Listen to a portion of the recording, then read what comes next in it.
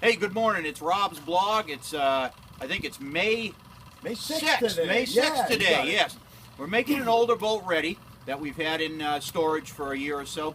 We've got a polishing system that we've been using, and we've been waiting to show.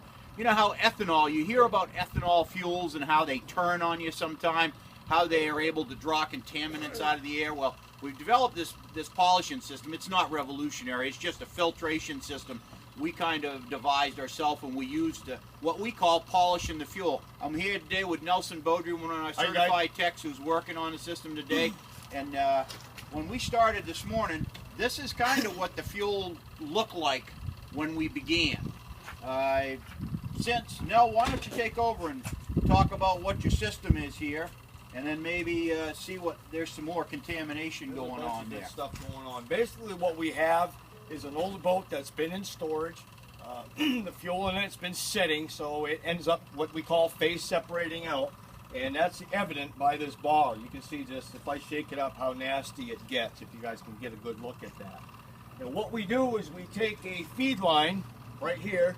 This plugs into the boat's fuel system, i.e. right through the tank pickup. It runs through the first filtration system, which is a small fuel water separator. It's driven by a small battery-powered electric pump, and then it goes into a very large capacity, which is actually a diesel fuel filter, but it works extremely well for this purpose. And if you can see, we have a fair amount of more contamination at the bottom. And then finally it'll go out through one last filtration system that is basically a replaceable filter that we change from time to time. Goes right back through the system, and as you can see, we go from a output line right back in through the tank. The process usually takes, depending on how severe it is and how much fuel is actually in the tank, the process can take anywhere from about an hour to about 4 hours, particularly boats with large fuel tanks like offshore type things. We don't do many of those, but I have done a few. That's about what it takes, about a 4-hour process. After it's all done, the fuel, if you can see, it's really quite cleared up. It actually reincorporates any amount of ethanol because we use a couple of specific products to enhance the cleaning ability and everything like that, and it really invigorates the fuel back. A little bit of fresh 90 plus octane fuel in there will bring everything back up to snuff and should hopefully run quite well afterwards. We've had great success with this. We've used it a number of times. Of course, last year we've used it a number of times this spring already.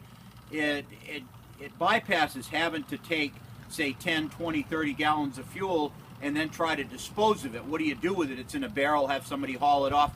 They basically do the same thing. What we do in this case is we're able to reinvigorate it, and now we can put it back into use and it be purposed for what it was made for. So, hey, Nell, thanks a lot for the explanation today. Yep. Appreciate it.